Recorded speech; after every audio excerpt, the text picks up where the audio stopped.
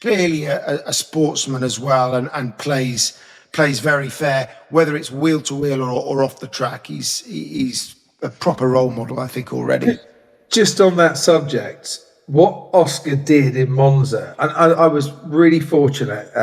He's a very busy man, but he actually gave me 15 minutes of his time to sit and have a chat in Zandvoort. What happened in Monza was exactly what he said he would do if situations like this would arise. And he said to me, look, obviously I want to be world champion. I'm, very competitive. This is what I've always dreamt of, but I need the team, and I'm going to need the team going forward. And I'm not going to do anything that is going to turn the team against me. And that's what we saw. He's a brilliant racing driver, and he's a man of principles as well. And that came out for me on Sunday. But I do think that there was an agreement on McLaren that pit stop times are part of racing. Yeah. And that's what's made this so difficult. And that makes sense that a team would say pit stop times are part of racing. It makes sense. And that's why Max Verstappen, was laughing about this. Exactly. Because every team will have pit stop times as part of racing, because it's impossible to police that. I mean, no pit stop is ever going to be the same. So you just all day going to be running after, wow, that teammate, his stop was 5/10 slower. That caused him in the end of the race to get over 10. You cannot. So that's why the team will have defined pit stop time as part of racing, just like every other team. And that's what made the situation so difficult. Thanks for all your questions in on that one, because obviously hot topic. Max Verstappen is the other hot topic. Nico, let's come to you on this one. I mean, as I mentioned at the top, as if we need a reminding of his brilliance, I thought it was case in point this weekend. You think about last year at Monza, all the balance issues they had, the lack of the straight line speed. And then again, he just works his way in with a skinny rear wing, but not the skinniest rear wing in F1, in FP1, FP2, and FP3. Then flips it, doesn't he, to this really skinny wing, which is more difficult to drive. It means he's slower in the corners, but he just goes right, bang it on, and was brilliant. I mean, 20 seconds ahead of the rest. What did you learn that you didn't know already about Max Verstappen this weekend? So Max Verstappen, top 5 driver of all time in the history of our sport, and he keeps on showing that, which is amazing. And my list is Hamilton, Verstappen, Senna, Fangio, and that's it, right? Schumacher. Yes. So that's the list. It starts to get a pretty easy list, where most people will agree with that, I think. And his car wasn't the best car this weekend. I'm pretty sure of that. What I learned about Max Verstappen is that he's also now becoming, or has been, I don't know, so smart on that he actually does set such fundamental setup decision. That's also a new facet which I hadn't seen so often yet, and that's impressive, because that's probably one of the key ingredients to the win this weekend, was his determination to push through his view on the setup, which was, we need to take more wing off. And, rear wing, the simulation tells you where the optimum wing is. So the simulation, and all engineers follow simulation.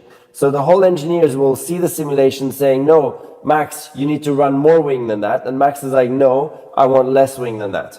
And he got his way, and he puts it on pole with a magical lap, or 2 magical laps. I mean, it's just unbelievable, just perfection. And then dominates the race with speed, which is really awesome. It's not 20 seconds like you say, Simon, because McLaren were rolling the dice and took a really, really horrible strategy in terms of fastest way to get from A to B. It was around 6, or what was it there before? It was a quicker car, what I'm saying. Yeah, it was like 5-6 seconds or what between Verstappen and the McLarens, but still, nevertheless, it's just an awesome pace that he showed there in the race. So incredible. Just to come back to you, Nico, because I remember, where was it that you were talking about where you could really see which race was Oh, it it you was really see Barcelona where I was it was watching him from the Barcelona where you outside. were watching. Yeah, you were just watching him and just controlling the rear of the car and saying it's absolutely pierced.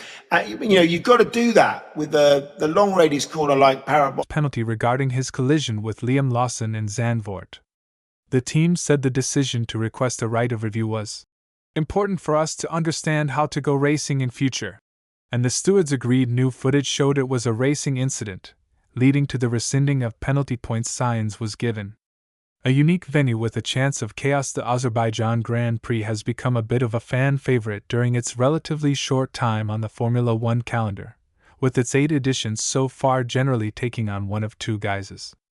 There have been a few largely incident-free runs to the flag, or there have been some extremely dramatic races. Drivers appeared to play it safe for the inaugural race in Baku back in 2016, expecting to bank a good result if they stayed out of trouble based on extremely chaotic support races.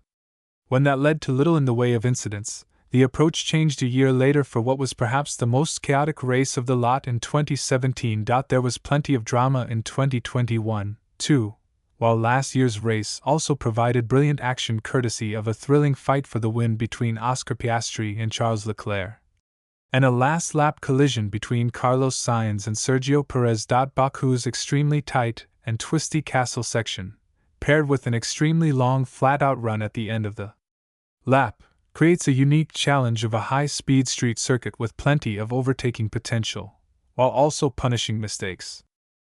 It's race week. 5 storylines we're excited about ahead of the 2025 Azerbaijan Grand Prix, from McLaren's Constructors' Championship bid to Red Bull's form. Here are the big stories ahead of the Azerbaijan Grand Prix in Baku. With the European swing of races now complete, it's time for the 2025 Formula One season to enter its final third. 16 races down, 8 still to go, and the remaining flyaway rounds kick off with a visit to Baku, which can often be a chaotic weekend. McLaren on the verge of the Constructors' Championship. So much of the focus this season has been on the battle between the two McLaren drivers, as Oscar Piastri and Lando Norris duel it out for the Drivers' Championship in what has become a two-driver race. With both performing at such a high level, 7 wins for Piastri, 5 for Norris, and 7 1-2s. Within that, the byproduct of such impressive point scoring is McLaren have a significant lead over the chasing pack in the Constructors' Championship. So significant, in fact, that they could wrap up the title this weekend in Baku.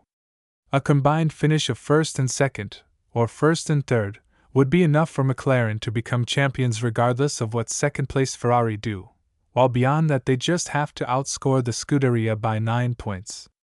If they manage to do that, then as long as they don't lose 12 points to Mercedes, or 33 points to Red Bull, then McLaren will be champions. Should the title be secured this weekend, it would mark the earliest point in a season that it has been won, with 7 rounds still remaining after the trip to Azerbaijan. Can Red Bull repeat their Monza form? Despite standing on the verge of winning a championship, McLaren were actually beaten for the first time in 6 races at Monza, and it wasn't by their nearest title chasers. Ferrari were victorious at their home race a year ago, but this time around it was Red Bull who took the win, with the result marking a significant turnaround in fortunes at Monza over the past 12 months. From being over half a minute adrift of the race winner in 2024, Max Verstappen beat the two McLarens by over 19 seconds this time around to secure his 3rd win of the season. It was Verstappen's first win since the other Italian round in Imola, a run of 9 races. While Verstappen appears too far back in the title fight to hold any realistic ambitions of his own, he could still be a major factor if Red Bull can replicate their Monza pace at any other venues. A new floor introduced last time out delivered a step forward, but both Verstappen and Red Bull pointed to setup choices as particularly significant. Baku will provide a very different challenge and was another track that Verstappen struggled at a year ago as Red Bull's form declined, so this weekend will give us further evidence of whether Monza was a one-off due to the unique track characteristics, or if McLaren could face more regular opposition from the defending champion. Antonelli's response after Wolff's comments. Italian rookie Kimi Antonelli has enjoyed very strong support from Mercedes throughout his career so far, both during his junior years and since making